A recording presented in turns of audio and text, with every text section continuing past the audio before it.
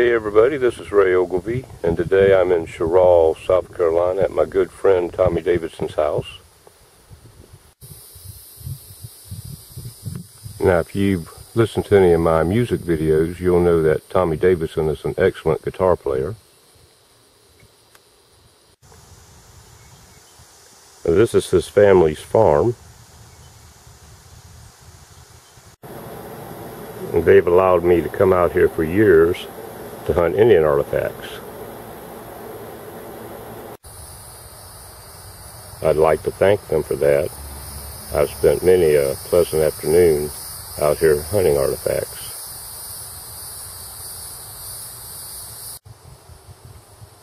Now the reason I've come out here today is a friend of mine from work suggested that I make a video about how to find arrowheads. Now, I hadn't really thought about it before, but there are a few things I've learned through the years about finding arrowheads.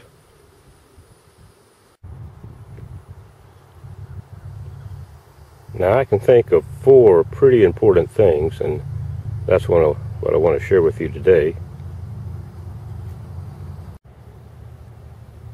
The first one is water. Everybody and every living thing has to have it. Now, I'm not saying that you can't find arrowheads away from water, but if you're close to water, a creek or a river, you're going to greatly increase your chances of finding them. These fields have arrowheads in them, and this water is very likely the reason why.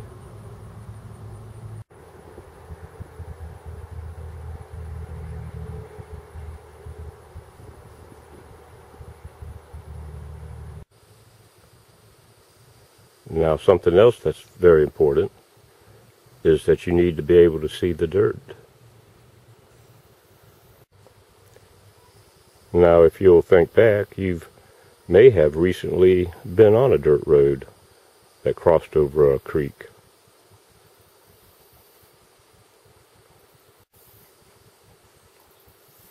If so, that would be an excellent place to start looking.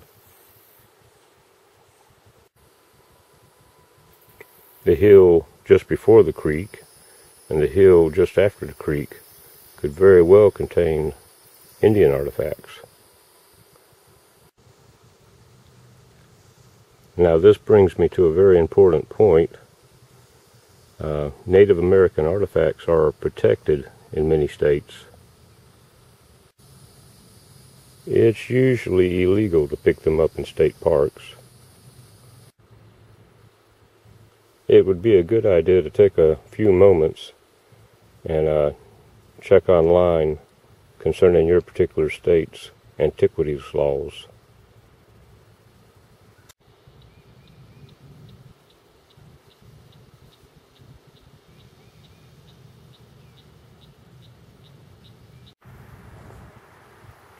One of the very best places you can hunt is in a field on a farm. Now, I can't help you too much with this, but you may already know a farmer. Just ask around in places like the place you work or where you go to church. Now, once you've found that perfect spot close to water and where you can see the dirt, you'll want to look for signs. Here's one right here. When Native Americans made stone tools, they'd leave behind many flakes, like this one here.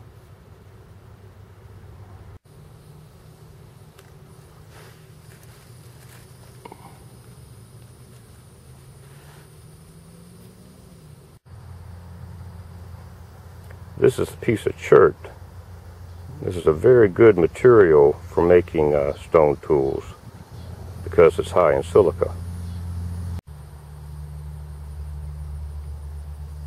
As you can see, it's pretty thin. You don't usually find rock broken like this naturally.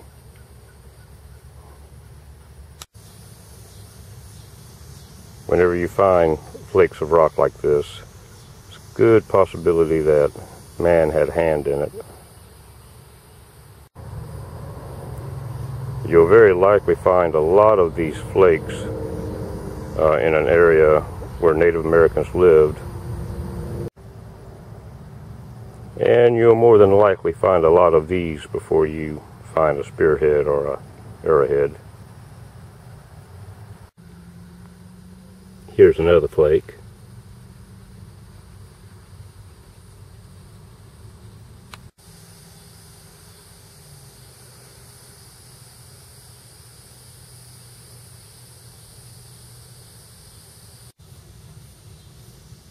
Here's another. That one's very thin. Here's another flake. So we know we're in the right area, seeing this many flakes. Now this flake is almost buried, which brings me to the fourth criteria for finding arrowheads. It's very important for it to have rained on the field. The rain uncovers the flakes and the arrowheads.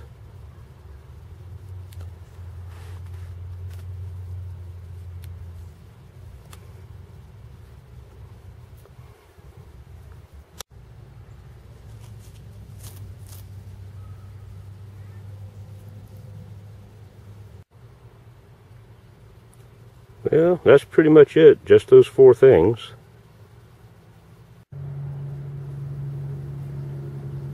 A place close to the water will greatly increase your chance of finding arrowheads. A place where you can see the dirt. A place that has flakes, indicating that Native Americans had lived there.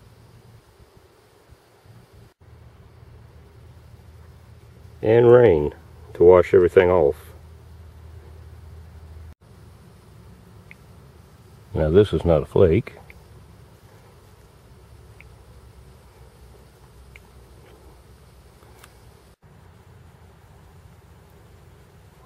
This is actually a small spear point. This is a Morrill Mountain, named after Morrill Mountain up in North Carolina, about 50 miles north of where I'm at right now. And this spearhead is believed to date back to about 5000 BC.